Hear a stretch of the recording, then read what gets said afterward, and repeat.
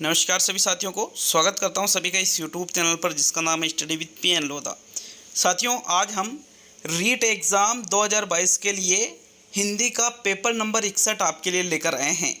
30 प्रश्न यहां पर आपको हिंदी के देखने को मिलेंगे, जिसमें हिंदी व्याकरण के प्रश्न और हिंदी की जो विधियाँ हैं उनके प्रश्न यहाँ पर सम्मिलित है। साथियों, तो बहुत ही शानदार पेपर है। 100 टेस्टों की ये सीरीज चल रही है।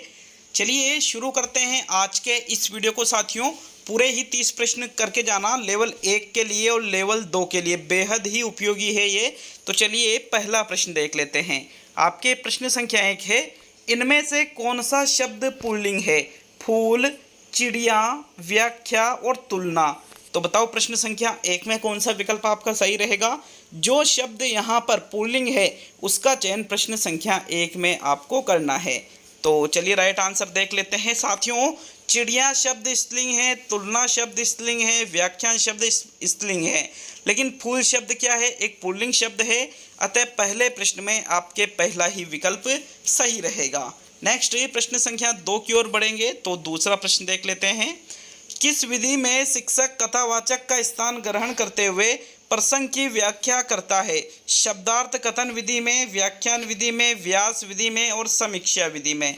तो देखिए यहाँ पर शिक्षक के द्वारा क्या किया जा रहा है? कथावाचक का स्थान ग्रहण करते हुए प्रसंग की व्याख्या की। जिस प्रकार एक कथावाचक होता है अपने प्रसंग की वो व्याख्या करता है कथा के समय, उसी प्रकार शिक्षक भी अपने प्रसंग की व्याख्या कथावाचक की तरह करता है। तो ऐसा किस विधि में होता है साथियों? व्यास विधि में होता है। तीसरा विकल्प आपके प्रश्न 2 में सही है। चलिए नेक्स्ट प्रश्न नंबर 3 की ओर बढ़ेंगे तो तीसरा प्रश्न देख लेते हैं। निम्न में से कौन सा मिश्र वाक्य है? उसमें न पत्ते थे न फूल थे, वह उड़ती हुई चिड़िया पहचानता है, यज्ञदत्त देवदत्त को व्याकरण पढ़ाता था और मैंने सुना है कि आपके देश में अच्छा राज प्रबंध है। तो इनमें से वह वाक्य कौन सा है जो मिश्र वाक्य का उदाहरण है? साथियों, प्रश्न संख्या 3 में आपको मिश्र वाक्य देखना है। तो बताइए प्रश्न नंबर 3 में आपके कौन सा विकल्प सही रहेगा? देखिएगा, तीसरे प्रश्न में जो राइट आंसर है वो रहेगा विकल्प नंबर 4। मैंने सुना है कि आपके देश में अच्छा राज प्रबंध है। ये एक मिश्र वाक्य का उदाहरण है। जहां पर वाक्य के बीच में की शब्द आ जाता है साथियों, वाक्य को दो वाक्यों के बीच में, वहां हमेशा कौन सा वाक्य होता है? मिश्र वाक्य होता है। आपको ये बिल्कुल अच्छी तरह से याद रखना है। तो फोर्थ विकल्प आपके प्रश्न 3 में सही है। नेक्स्ट प्रश्न संख्या 4 की ओर बढ़ते हैं तो चौथा प्रश्न देखेंगे। खंडान्वय विधि में भावों का स्पष्टीकरण किया जाता है प्रश्नोत्तर विधि द्वारा, व्याख्यान विधि द्वारा, तुलना विधि द्वारा और समीक्षा विधि द्वारा। तो बताओ प्रश्न नंबर 4 में कौन सा विकल्प सही रहेगा? जो खंडान्वय विधि है इसमें भावों का स्पष्टीकरण किसके माध्यम से किया जाता है? तो प्रश्न संख्या 4 का राइट आंसर बताइए साथियों, कौन सा विकल्प आपका सही रहेगा? देखो, जो खंडान्वय विधि होती है इसमें भावों का स्पष्टीकरण साथियों प्रश्नोत्तर विधि द्वारा किया जाता है। किस विधि द्वारा किया जाता है? प्रश्नोत्तर विधि द्वारा। तो विकल्प 1 आपके प्रश्न नंबर 4 का सही उत्तर है। चलिए नेक्स्ट प्रश्न संख्या 5 की ओर बढ़ते हैं। पांचवा प्रश्न है आपके, उद्विग्न का संधि विच्छेद होगा। उद्विग्न शब्द का यहाँ पर आपको क्या करना है? संधि विच्छेद करना है।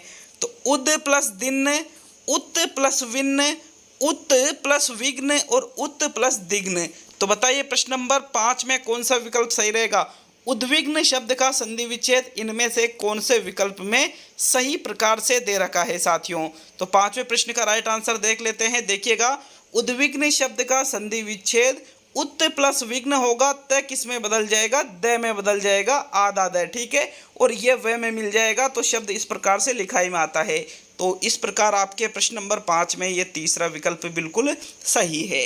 नेक्स्ट प्रश्न नंबर 6 की ओर बढ़ेंगे तो छठा प्रश्न देख लेते हैं। इनमें से कौन सी व्याकरण शिक्षण प्रणाली अमनोवैज्ञानिक विधि पर आधारित है? पाठ्य पुस्तक प्रणाली, आगमन प्रणाली, निगमन प्रणाली और भाषा संसर्ग प्रणाली। तो प्रश्न नंबर 6 में एक बार प्रश्न पढ़ लीजिए साथियों अच्छी तरह से कि भाई कौन सा विकल्प आपका इस प्रश्न का सही उत्तर होगा। तो देखो, भाषा शिक्षण की वह प्रणाली, मतलब व्याकरण शिक्षण की वह प्रणाली जो कि अमनोवैज्ञानिक विधि पर आधारित है, इनमें से कौन सी है साथियों? निगमन प्रणाली। निगमन प्रणाली पूर्णतः अमनोवैज्ञानिक विधि पर आधारित है। तो छठे प्रश्न में यहाँ पर देखिएगा, यहाँ निगमन प्रणाली के साथ में पाठ्य पुस्तक प्रणाली भी यहाँ पर जो है ये अमनोवैज्ञानिक विधि पर आधारित है। तो यहाँ पहला और तीसरा दोनों ही विकल्प आपके सही रहेंगे। आगमन प्रणाली और भाषा संसर्ग प्रणाली दोनों ही मनोवैज्ञानिक विधियों पर आधारित मानी जाती है। तो चलिए आगे बढ़ेंगे प्रश्न नंबर 7 की ओर। आपके 7वें प्रश्न को देख लेते हैं। मिट्टी का मादो होने का अर्थ है समझदार होना, बहुत ही मूर्ख होना, कृष्ण की मूर्ति होना और मिट्टी की मूर्ति होना। तो देखो एक मुहावरे का प्रयोग किया जाता है मिट्टी का मादो होना, तो वह तो बिल्कुल मिट्टी का मादो है। इसका मतलब ये किससे लिया जाएगा साथियों, दिए गए कौन से विकल्प में यहाँ पर आपका सही उत्तर है उसका चयन आपको प्रश्न नंबर 7 में करना है।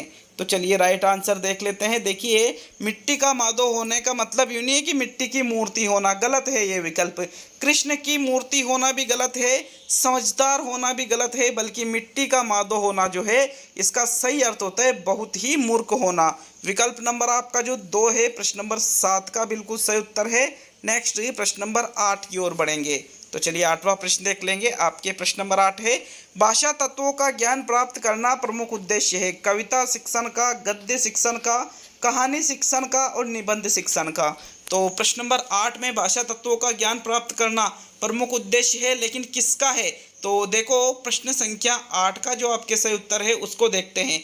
कविता शिक्षण का नहीं है साथियों, गद्य शिक्षण का यह मुख्य उद्देश्य है भाषा तत्वों का ज्ञान प्राप्त करना।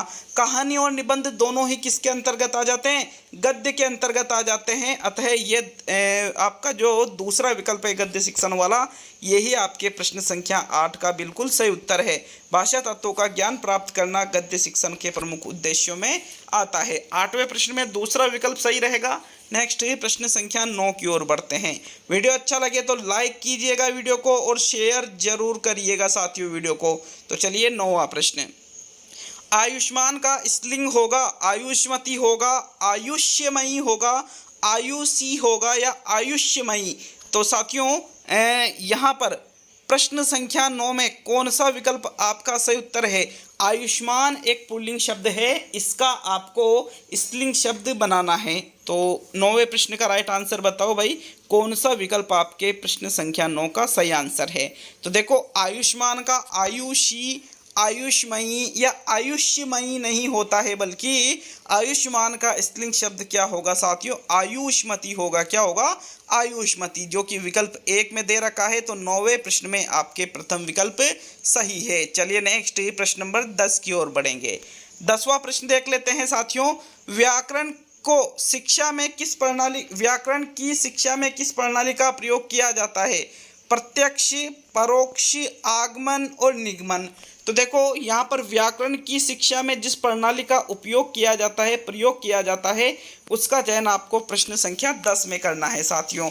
अब अगर आपको लग रहा है कि इसमें तो चारों ही विकल्प जो सही है, चारों का ही प्रयोग व्याकरण की शिक्षा में किया जाता है, तो फिर आपको सर्वश्रेष्ठ विकल्प का चयन करना होता है। और यहाँ जो सर्वश्रेष्ठ विकल्प है, व्याकरण की शिक्षा में आगमन प्रणाली का प्रयोग किया जाता है, क्योंकि आगमन प्रणाली दिए गए विकल्पों में से सबसे बेस्ट प्रणाली है व्याकरण शिक्षण के लिए। इसलिए थर्ड विकल्प आपके 10वें प्रश्न में सही है। अगर यहाँ विकल्प में आगमन निगमन दे रखा होता, आगमन निगमन अगर यहाँ दे रखा होता है एक साथ में, तो फिर आपको वो सही करना पड़ता साथियों। तो ओनली थर्ड विकल्प ही आपके प्रश्न 10 में सही है। नेक्स्ट प्रश्न नंबर 11 की ओर बढ़ेंगे। तो चलिए 11वां प्रश्न देख लेते हैं। निम्न में से कौन सा विकल्प विलोम की दृष्टि से सही नहीं है? सुबुद्धि का असुबुद्धि, कीर्ति का अपकीर्ति, उत्कर्ष का अपकर्ष और आरोह का अवरोह। तो जो विलोम की दृष्टि से सही नहीं है उसका चयन आपको प्रश्न नंबर 11 में करना है। तो साथियों 11वें प्रश्न में कौन सा विलोम की दृष्टि से सही नहीं है, राइट आंसर बताइएगा। तो चलिए देख लेते हैं राइट आंसर। सुबुद्धि का कुबुद्धि होता है। सुबुद्धि का विलोम क्या होता है? कुबुद्धि होता है साथियों, असुबुद्धि नहीं होता है। अर्थात यहाँ पर विकल्प नंबर जो 1 है ये विलोम की दृष्टि से सही नहीं है। तो यही आपका प्रश्न नंबर 11 में सही उत्तर है। बाकी कीर्ति का विलोम अपकीर्ति ही होता है, उत्कर्ष का अपकर्ष ही होता है और आरोह का विलोम अवरोही ही होता है। तो प्रथम विकल्प ही सही रहेगा, कोई डाउट नहीं है प्रश्न नंबर 11 में भी। नेक्स्ट प्रश्न नंबर 12 की ओर बढ़ेंगे। 12वां प्रश्न है, प्रत्यक्ष विधि में जिन आधारभूत कौशलों को सीखने का पर्याप्त अवसर मिलता है वह कौशल है। तो सुनना और बोलना, सुनना और लिखना, पढ़ना और लिखना और बोलना और लिखना। तो तो इनमें से जिन आधारभूत कौशलों का यहाँ पर सीखने का पर्याप्त अवसर मिलता है प्रत्यक्ष विधि में, वह आधारभूत कौशल कौन से हैं साथियों। प्रश्न संख्या 12 में राइट आंसर बताइएगा। तो राइट आंसर देख लेते हैं साथियों। यहाँ आपके प्रथम विकल्प सही है, सुनना और बोलना। यहाँ पर प्रत्यक्ष विधि में इन दोनों आधारभूत कौशलों को सीखने का पर्याप्त अवसर मिलता है। तो विकल्प 1 12वें प्रश्न में सही है। नेक्स्ट प्रश्न नंबर 13 की ओर बढ़ते हैं। तो 13वां प्रश्न, किस शब्द में तत्पुरुष समास है। दौड़, धूप, त्रिभुवन, पीताम्बर और मधुमक्खी। तो देखो यहाँ पर तत्पुरुष समास आपको देखना है। जिस विकल्प में तत्पुरुष समास का उदाहरण आपको लग रहा है उसका चयन प्रश्न संख्या 13 में करना है। तो साथियों पीताम्बर, पीले हैं अंबर, जिसके अर्थात भगवान विष्णु। तो ये किसका यहाँ पर इसमें कौन सा समास हुआ साथियों, इसमें तो बहुब्रीहि समास हुआ। तो ये आपका आंसर नहीं है, क्योंकि आपको क्या देखना है, तत्पुरुष। फिर त्रिभुवन, त्रिभुवन में भी साथियों यहाँ पर तत्पुरुष समास नहीं है, ना ही दौड़ धूप में, बल्कि जो मधुमक्खी शब्द है, मधुमक्खी शब्द एक तत्पुरुष समास का उदाहरण है। विकल्प 4 आपके 13वें प्रश्न में सही है। नेक्स्ट प्रश्न नंबर 14 की ओर बढ़ेंगे। तो 14वां प्रश्न देख लेते हैं। व्याकरण शिक्षण का अव्याकृत सिद्धांत है।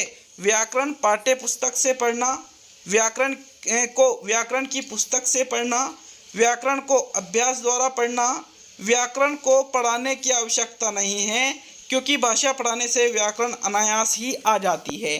तो जो व्याकरण शिक्षण का अव्याकृत सिद्धांत है वो किस विकल्प में दे रखा है, प्रश्न संख्या 14 में। राइट उत्तर जो कौन सा है आपका साथियों, तो देखो व्याकरण शिक्षण का अव्याकृत सिद्धांत क्या कहता है कि व्याकरण को पढ़ाने की आवश्यकता नहीं है, बल्कि यह भाषा पढ़ाने, जब आप बच्चों को भाषा पढ़ाओगे तो भाषा पढ़ाने से ही बालक व्याकरण अनायास ही सीख जाते हैं साथियों। ऐसा व्याकरण शिक्षण का अव्याकृत सिद्धांत कहता है। तो विकल्प नंबर आपका जो 4 है प्रश्न नंबर 24 में सही उत्तर होगा। चलिए नेक्स्ट प्रश्न नंबर 25 की ओर बढ़ेंगे। तो आपके 25वां प्रश्न, निम्न शब्दों में से किसमें उपसर्ग का निर्देश अशुद्ध है। निम प्लस अज्जित निमज्जित, उत प्लस ग्रीव उदग्रीव, अद प्लस सेरा अदसेरा, नी प्लस खरा निखरा। तो बताइए प्रश्न नंबर 15 में कौन से विकल्प में आपको उपसर्ग अशुद्ध लग रहा है साथियों। तो देखो प्रश्न नंबर 15 को एक बार अच्छी तरह से आप देख लीजिए ताकि कोई कंफ्यूजन ना रहे और कोई भी गलती आपसे न हो। अद प्लस सेरा अदसेरा, मतलब अदसेरा में अद उपसर्ग लगा हुआ है जो बिल्कुल शुद्ध है। उत प्लस ग्रीव उदग्रीव, उदग्रीव में उत उपसर्ग लगा हुआ है जो बिल्कुल शुद्ध है। तो पहला विकल्प या चौथा विकल्प साथियों, यहाँ पर अगर हम बात करें तो निमज्जित जो शब्द है ये बिल्कुल गलत है। नी प्लस खरा निखरा बनता है, लेकिन निम प्लस अज्जित शब्द क्या है, गलत है। तो विकल्प आपके निमज्जित वाला जो प्रथम विकल्प है ये आपका प्रश्न संख्या 15 में सही उत्तर होगा। चलिए नेक्स्ट प्रश्न नंबर 16 की ओर बढ़ेंगे। तो 16वां प्रश्न, रूपरेखा अनुकरण विधि है, लेखन कौशल की विधि है, श्रवण कौशल की विधि है, वाचन कौशल की विधि है और पठन कौशल की विधि है। तो बताओ प्रश्न नंबर 16 में रूपरेखा अनुकरण विधि जो है यह कौन से शिक्षण की विधि है साथियों। राइट उत्तर कौन सा रहेगा आपके, तो देखो रूपरेखा अनुकरण विधि यहाँ पर श्रवण पठन या वाचन की विधि नहीं है, बल्कि यह लेखन कौशल की विधि है। किसकी विधि है ये, लेखन कौशल की। तो 16वें प्रश्न में इस प्रकार आपके प्रथम विकल्प सही रहेगा। रूपरेखा अनुकरण विधि आपने पढ़ भी रखी होगी साथियों। नेक्स्ट प्रश्न नंबर 17 की ओर बढ़ेंगे। तो 17वां प्रश्न देख लेते हैं। आपके प्रश्न नंबर 17 है, बाण का पर्यायवाची नहीं है। शिलीमुख, सारंग, आशुग और विशिक। तो इनमें से कौन से विकल्प में बाण का पर्याय नहीं दे रखा है, प्रश्न संख्या 17 में कौन से विकल्प का चुनाव करोगे। तो राइट आंसर देखें, अगर शिलीमुख शब्द, आशुक शब्द और विशिक शब्द की बात करें तो तीनों ही शब्द किसके पर्यायवाची है, बाण के, जबकि सारंग शब्द जो है ये बाण का पर्यायवाची नहीं है साथियों। तो सेकंड विकल्प इस प्रकार आपके प्रश्न नंबर 17 में सही है। चलिए नेक्स्ट प्रश्न नंबर 18 की ओर बढ़ते हैं। तो आपके प्रश्न संख्या 18, विद्यालय में बालकों को सुनने की प्रक्रिया को बढ़ाने के लिए केवल विभिन्न घटनाओं को सुनाना चाहिए, केवल कविताएं सुनानी चाहिए, केवल कहानियां सुनानी चाहिए और सभी। तो तीनों में एक शब्द आ रहा है केवल। साथियों केवल का मतलब मात्र, इनका अलावा और कुछ नहीं। तो विभिन्न घटनाओं को भी सुनाना चाहिए, कविताओं को भी सुनाना चाहिए और कहानियों को भी सुनाना चाहिए, क्योंकि बालकों को सुनने की प्रक्रिया को आपको बढ़ाना है और इन तीनों ही चीज़ों में क्या हो रहा है, श्रवण कौशल का विकास हो रहा है। अतः इनमें से सभी वाला जो चौथा विकल्प है आपके प्रश्न नंबर 18 में सही है। नेक्स्ट प्रश्न नंबर 19 की ओर बढ़ते हैं। तो 19वां प्रश्न देख लेते हैं। आपके प्रश्न संख्या 19 है, वातावरण का विग्रह और समास होगा। वात और आवरण, वात का आवरण, वात का बना आवरण और वातावरण रूपी वात। तो यहाँ बाद में यूं भी दे रखा है कि द्वंद्व, तत्पुरुष, बहुव्रीहि और कर्मधारय। तो प्रश्न नंबर 19 का राइट आंसर बताइए। वातावरण का विग्रह जो है वो क्या रहेगा साथियों? एक बार अच्छी तरह से आप देख लीजिए प्रश्न को, क्योंकि बहुत ही ज़्यादा इंपॉर्टेंट प्रश्न है आपके 19वां। राइट आंसर देखते हैं साथियों। वातावरण रूपी वात नहीं होता है, कर्मधारय समास नहीं है, वात का बना आवरण भी नहीं होता है, बहुव्रीहि भी नहीं है। वात का आवरण, बिल्कुल वात का आवरण होता है और इसमें बहुव्रीहि नहीं बल्कि तत्पुरुष समास है। कौन सा समास है? तत्पुरुष समास है साथियों। वात और आवरण द्वंद्व समास इसका आंसर नहीं है। तो दूसरा विकल्प वातावरण का विग्रह क्या होगा? वात का आवरण। साथियों बिल्कुल ये तत्पुरुष समास का उदाहरण है।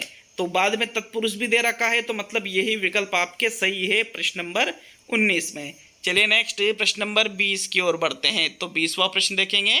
श्रव्य सामग्री नहीं है, लिंगवा फोन एवं gramophone, loud speaker, dial access और वॉकमैन एवं सेल फोन। तो इनमें से जो श्रव्य सामग्री नहीं है उसका चुनाव करो प्रश्न संख्या 20 में। कौन सा विकल्प सही रहेगा? तो साथियों लिंगवा फोन और ग्रामोफोन दोनों श्रव्य है, लाउड स्पीकर श्रव्य है, वॉकमैन एवं सेल फोन भी श्रव्य है, लेकिन जो डायल एक्सेज है ये श्रव्य सामग्री नहीं है बल्कि ये क्या है, एक दृश्य सामग्री है। तो 20वें प्रश्न में आपके जो तीसरा विकल्प है यही आपके प्रश्न संख्या 20 का सही उत्तर होगा। चलिए नेक्स्ट प्रश्न नंबर 21 की ओर बढ़ेंगे। तो आपके 21वां प्रश्न देख लेते हैं। आपके प्रश्न संख्या 21 साथियों 21वां प्रश्न है, निम्न में से किस शब्द की वर्तनी सही है? समनिधि, सन्निधि, सन्निधि और सन्निधि, मतलब चारों में ही सन्निधि दे रखा है, लेकिन सन्निधि का जो शुद्ध रूप होता है वो कौन से विकल्प में दे रखा है, ये इंपॉर्टेंट बात है। तो प्रश्न संख्या 21 का राइट आंसर बताइएगा, कौन सा विकल्प आपका सही है? देखो समनिधि नहीं होता है, और साथियों यहाँ पर इसमें भी समनिधि दे रखा है, ऊपर अनुस्वार लगा दिया। शब्द होता है सन्निधि, जो कि विकल्प नंबर 3 में दे रखा है।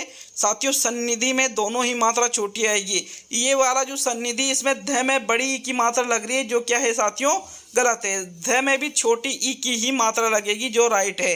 तो इस प्रकार आपके प्रश्न नंबर 21 में तीसरा विकल्प सही है। चलिए नेक्स्ट आगे बढ़ेंगे प्रश्न संख्या 22 की ओर। 22वां प्रश्न देख लेते हैं। प्रश्न नंबर 22 है, मूल्यांकन एवं परीक्षा में अंतर है। पाठ्यक्रम की दृष्टि से, व्यापकता की दृष्टि से, अंकन की दृष्टि से और औपचारिकता की दृष्टि से। तो 22वें प्रश्न का राइट आंसर बताओ। यहाँ पर मूल्यांकन एवं परीक्षा में जो अंतर होता है वो किस दृष्टि से अंतर होता है साथियों? तो देखो 22वें प्रश्न का जो आपके सही उत्तर रहेगा, मूल्यांकन एवं परीक्षा में व्यापकता की दृष्टि से अंतर है। क्यों? क्योंकि मूल्यांकन का क्षेत्र विस्तृत होता है, व्यापक होता है, जबकि परीक्षा का क्षेत्र जो है साथियों सीमित होता है, छोटा होता है। इसलिए दूसरा विकल्प आपके 22वें प्रश्न का बिल्कुल सही उत्तर होगा। चलिए नेक्स्ट प्रश्न नंबर 23 की ओर बढ़ेंगे। तो आपके 23वें प्रश्न को देख लेते हैं। प्रश्न संख्या 23 है, योजक चिन्ह है, किस विकल्प में योजक चिन्ह दे रखा है? पहला, दूसरा, तीसरा और 14। तो साथियों इनमें से जिस विकल्प में योजक चिन्ह दे रखा है उस विकल्प का आपको चुनाव करना है प्रश्न नंबर 23 में। तो देखिएगा योजक चिन्ह इनमें से साथियों पहला, तीसरा या चौथा नहीं है, बल्कि जो दूसरा विकल्प है इसमें योजक चिन्ह दे रखा है, इसलिए आपके दूसरा ही विकल्प सही है। जैसे यहाँ पर हम शब्द लिखते हैं रात और दिन। साथियों रात दिन के बीच में ये जो चिन्ह लग रहा है इसी चिन्ह को कहते हैं योजक चिन्ह। तो योजक चिन्ह अधिकतर विपरीतार्थक शब्दों के मध्य लगता है, अधिकतर, हर बार नहीं लेकिन अधिकतर। तो सेकंड विकल्प ही 23 का सही उत्तर है। नेक्स्ट प्रश्न नंबर 24 पे आते हैं। तो 24वां प्रश्न देख लेंगे। पढ़ाए गए विषय में बालक की कार्य कुशलता, योग्यता आदि का मापन करना कहलाता है। उपलब्धि परीक्षण, प्रमापीकृत परीक्षण, गुणात्मक परीक्षण और निदानात्मक परीक्षण। तो 24 का राइट आंसर बताइए, कौन सा सही रहेगा आपके? देखिएगा पढ़ाए गए विषय में कि जो विषय हमने बच्चों को पढ़ाया है उसमें यदि बालक की कार्य कुशलता, उसकी योग्यता, इनका मापन किया जा रहा है साथियों, तो उसको उपलब्धि परीक्षण कहा जाता है। क्या कहा जाता है? उपलब्धि परीक्षण कहा जाता है। प्रथम विकल्प आपके 24 में सही है। नेक्स्ट प्रश्न नंबर 25 की ओर बढ़ते हैं। तो चलिए 25वां प्रश्न देख लेंगे। आपके प्रश्न संख्या 25, सलमा घर जाती है वाक्य में कौन सा काल है? अपूर्ण वर्तमान काल है, संभाव्य वर्तमान काल है, सामान्य वर्तमान काल है और सामान्य भूतकाल है। तो देखो क्या हो रहा है, सलमा घर जाती है, जाती है मतलब वर्तमान की बात है साथियों। तो लेकिन यहाँ पर 3 वर्तमान दे रखे, तो चौथा तो आपके गलत हो जाता है। अब जाती है, संभावना तो नहीं बताई जा रही है, जा रही है, अगर ऐसा होता तो वो अपूर्ण में चला जाता, अर्थात यहाँ पर ये किसका उदाहरण है? सामान्य वर्तमान काल का उदाहरण है। 25वें प्रश्न में आपके तीसरा विकल्प बिल्कुल सही है। चलिए नेक्स्ट प्रश्न नंबर 26 की ओर बढ़ेंगे साथियों। तो देखिएगा प्रश्न नंबर 26 को, सतत मूल्यांकन का एक निहितार्थ है प्रतिदिन परीक्षाएं लेना, हर सप्ताह परीक्षा लेना, बच्चों के भाषा प्रयोग का निरंतर अवलोकन करना और बच्चों में तार्किकता का विकास करना। तो इनमें से किस विकल्प में सतत मूल्यांकन का एक निहितार्थ दे रखा है? प्रश्न नंबर 26 का सही उत्तर आपका कौन सा रहेगा? पहला, दूसरा, तीसरा या चौथा विकल्प? तो देखो प्रतिदिन परीक्षा लेना सतत मूल्यांकन का उद्देश्य नहीं होता है साथियों, ना ही हर सप्ताह परीक्षा लेना सतत मूल्यांकन का उद्देश्य होता है। तो अब आपके पास तीसरा और चौथा विकल्प बचा है। तो साथियों सतत मूल्यांकन का जो एक निहितार्थ है वो होता है बच्चों के भाषा प्रयोग का निरंतर अवलोकन करना ही सतत मूल्यांकन का एक निहितार्थ होता है। विकल्प 3 आपके 26 में सही है। नेक्स्ट प्रश्न नंबर 27 की ओर बढ़ेंगे। देखो पूरे 30 प्रश्न करोगे तो 30 प्रश्न में आप कमेंट करके जरूर जाना कि कितने प्रश्न सही किए और ये टेस्ट पेपर आपको कैसा लगा, ये भी हमें जरूर बता करके जाइएगा साथियों। तो नेक्स्ट प्रश्न नंबर 27 की ओर बढ़ते हैं। 27वां प्रश्न देख लेते हैं। मोहन बहुत ही ईमानदार है क्योंकि वह कभी भी दूसरों की चीजें नहीं लेता है। रेखांकित वाक्य में पदबंध है, क्रिया पदबंध है, सर्वनाम पदबंध है, संज्ञा पदबंध है और विशेषण पदबंध है। तो 27 का राइट आंसर बताइएगा। देखो मोहन बहुत ही ईमानदार, ईमानदार तक आपके अंडरलाइन हो रही है और ईमानदार शब्द क्या है साथियों? एक विशेषण शब्द है। अतः यहाँ पर ये जो वाक्य दे रखा है ये किसका उदाहरण है? विशेषण पदबंध का उदाहरण है। 27 में आपके 4th विकल्प सही है। चलिए नेक्स्ट प्रश्न नंबर 28 की ओर बढ़ते हैं। तो 28वां प्रश्न, साहित्योन्नति शब्द में कौन सी संधि है? दीर्घ संधि है, गुण संधि है, वृद्धि संधि है और यण संधि है। तो साहित्योन्नति शब्द का एक बार आप संधि विच्छेद कीजिए ताकि आपके इसका आंसर बिल्कुल भी गलत न हो साथियों। तो देखो साहित्योन्नति शब्द का संधि विच्छेद होता है साहित्य, साहित्य प्लस उन्नति। क्या बनेगा? साहित्य प्लस उन्नति बराबर शब्द बनता है आपके साहित्योन्नति। तो साहित्य में अ शेष है, यहाँ पर क्या शेष है? अ प्लस उ जहाँ पर मिलता है साथियों वहाँ कौन सी संधि होती है? गुण संधि होती है। इसलिए आपके प्रश्न नंबर 28 में गुण संधि वाला जो दूसरा विकल्प है 28 का बिल्कुल सही आंसर है। नेक्स्ट आज के सेकंड लास्ट प्रश्न की तरफ बढ़ते हैं। तो आपके 29वां प्रश्न, लेकिन 29वां प्रश्न देखने से पहले वापस याद दिला दूं, अगर चैनल पर नए हो तो चैनल को सब्सक्राइब करके जरूर जाइएगा साथियों, क्योंकि सब्सक्राइब आप करते नहीं हो। आधे भी स्टूडेंट सब्सक्राइब नहीं करते हैं, जबकि उसमें आपका कुछ भी नहीं लग रहा है, सिर्फ 2 सेकंड का टाइम लगता है उसमें। तो चलिए 29 की ओर बढ़ेंगे। आपके 29वां प्रश्न है, संरचना के आधार पर वाक्य का वर्गीकरण नहीं है। विधानवाचक वाक्य, मिश्रवाचक वाक्य, साधारण वाक्य और संयुक्त वाक्य। तो देखो संरचना या रचना के आधार पर वाक्य के कितने प्रकार होते हैं? 3 प्रकार होते हैं। सरल वाक्य या साधारण वाक्य होता है, मिश्र वाक्य होता है और संयुक्त वाक्य होता है। लेकिन विधानवाचक वाक्य जो है ये रचना के आधार पर नहीं, बल्कि ये किसके आधार पर होता है? अर्थ के आधार पर होता है। तो इसीलिए आपके प्रश्न नंबर 29 में प्रथम विकल्प सही है। अब आज का अंतिम और 30वां प्रश्न देख लेते हैं। तो चलिए 30वां प्रश्न देखेंगे। आपके प्रश्न नंबर 30 है, कमजोर बच्चों की पहचान हेतु किस परीक्षण के माध्यम से की जाती है? उपचारात्मक शिक्षण से, निष्पत्ति परीक्षण से, निदानात्मक शिक्षण से और इनमें से सभी से। तो देखो कमजोर बच्चों की पहचान की बात की जा रही है साथियों। वेरी इंपॉर्टेंट प्रश्न है, याद रखिएगा हमेशा लाइफ में कि जब भी बात की जाती है कमज़ोर बच्चों की पहचान की तो आपका आंसर रहेगा निष्पत्ति परीक्षण। और जब भी बात की जाएगी बच्चों की कमजोरी पहचान की, बच्चों की जो कमजोरियां हैं, बच्चों की कमजोरियों को पहचानना तो क्या कहलाता है, निदानात्मक शिक्षण। और कमजोर बच्चों की पहचान करना क्या कहलाता है, निष्पत्ति परीक्षण। तो विकल्प नंबर आपके 2 सही है प्रश्न नंबर 30 में। इस प्रकार आपके ये पेपर नंबर 61 कंप्लीट होता है साथियों। मिलते हैं अगले वीडियो में। बहुत बहुत धन्यवाद वीडियो को इतना सारा प्यार देने के लिए साथियों।